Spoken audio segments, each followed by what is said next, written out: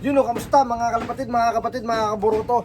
Bali, shoutout nga pala kay Eugene Evangelista and syempre kay Can 210 Love. Ganda talaga ng lock name mo, kapatid. Hindi ko talaga maiwasang mamangha sa naisip mong lock name.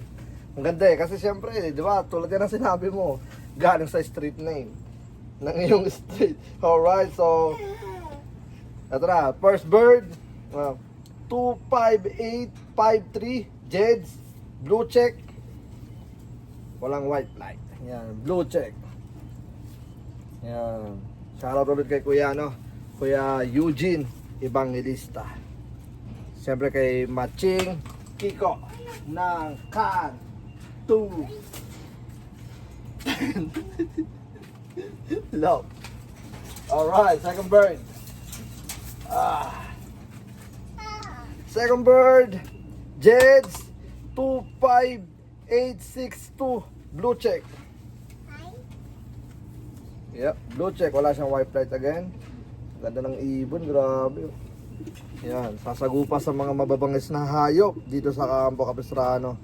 Nandito lahat ng dragon, leon, pating, jaguar. Meron pang halos lahat ng mga mababangis na hayop. Yan, pati-pating. Alright, at ang kilabot ng himpapawid ang agila.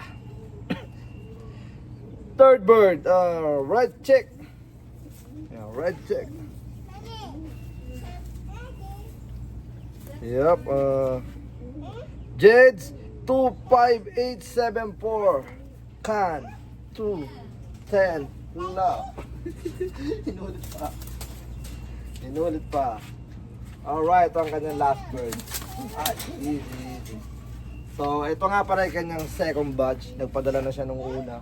Tapos, ito yung kanyang second batch. Yan. Alright, so blue check na malinis.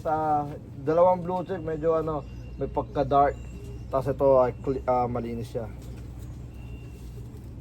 Alright, Jeds 25886 25886. Pasensya na to, lahat ngayon ko lang nasikaso kasi Sabado, Linggo is na busy tayo. Yan. May masasabi ko may pagka speedbird. Alright, so yun na nga, shoutout again kay Kuya Eugene Evangelista at kay Matching Kiko. And then yeah, maganda yung teka lang bago tayo magpaalam.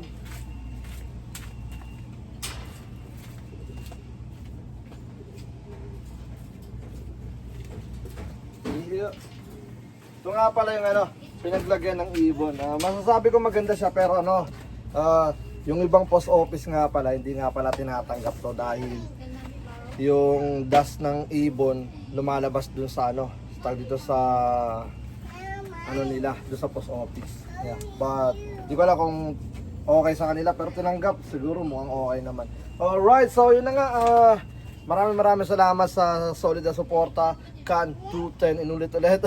And then kay Kuya Eugene Evangelista at kay Kiko Matching. Let's go, Can!